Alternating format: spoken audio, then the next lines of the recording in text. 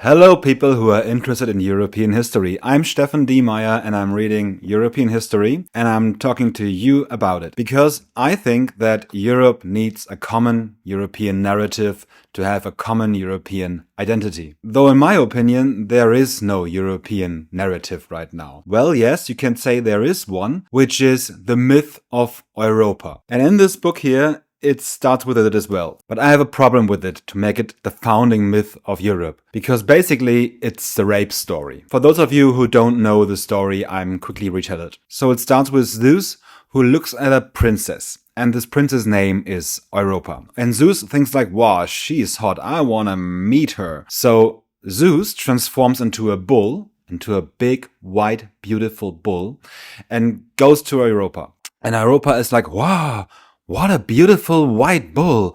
I want to ride that.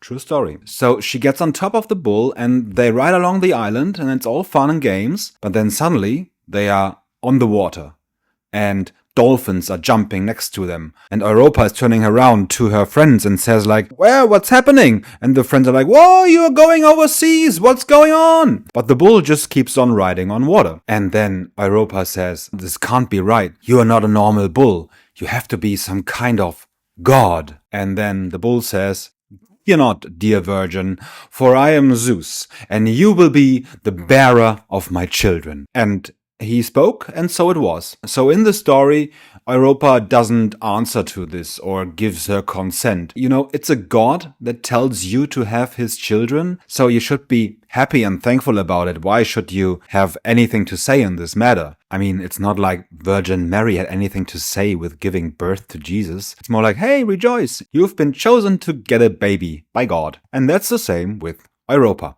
So they get into the island, and as Zeus promised, Europa has 3 sons. And they are all going to be very important persons in the Greek mythology. And by the way, her 3 brothers, who rowed out to rescue her, stopped on the way, married, and founded some new kingdoms. Weird story.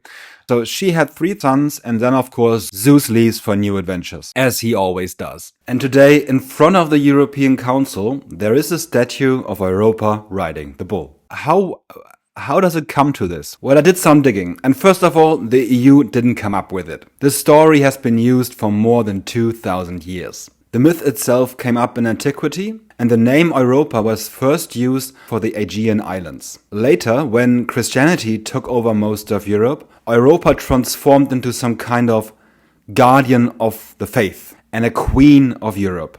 In the 16th century, there was even a trend to paint Europa as a map. Zeus, the bull, moves in the background. In Enlightenment, Europa becomes the goddess of reason and the princess of secularism. And Nazi Germany used the myth to show the dominance of Europe towards other nations. And when I visited the House of European History in Brussels, I saw the modern-day interpretation of this myth. And the abduction of Europa is there seen as Europe's interconnectedness with other nations. So as you can see, it really depends what you make of the story. And it shows that it got told and retold over and over again. Though the core for me still makes me feel uneasy. Because there's a man from the West abducting a woman from the East, basically raping her, making children, and this becomes the founding of Europe? Doesn't feel like a good founding myth. Though I understand why this myth is somehow accepted, because in Germany, for example, rape in marriage was legal until 1997. And when it was abolished, Friedrich Merz voted in favor of keeping it. And Friedrich Merz is today Chancellor of Germany. So feminism isn't really a very new construct in terms of myth and history. There are other examples of it, like look at fairy tales. The princesses get saved by some princess and they live happily ever after. You know, there's no first date or anything.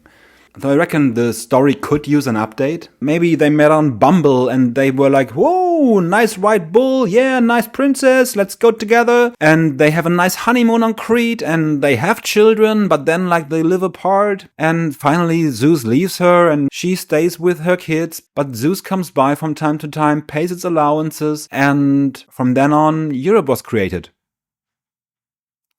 It's not a really cool story, is it? Is this like, should this be our founding myth?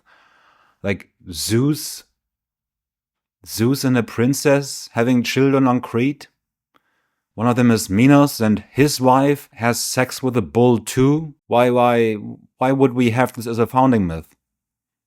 And I'm really asking you, why? So that's why I'm doing this channel, because I want to see if there's a better founding myth than this.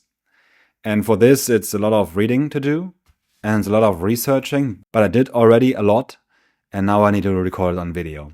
So be patient with me. It could take a while for the next video to upload, but please tell me in the comments, what do you think of this project, and tell me your thoughts about the founding myth.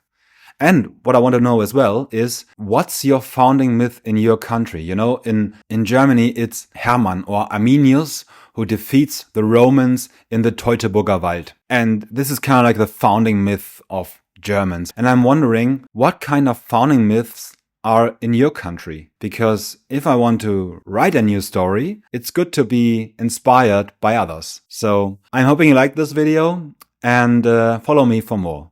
See ya.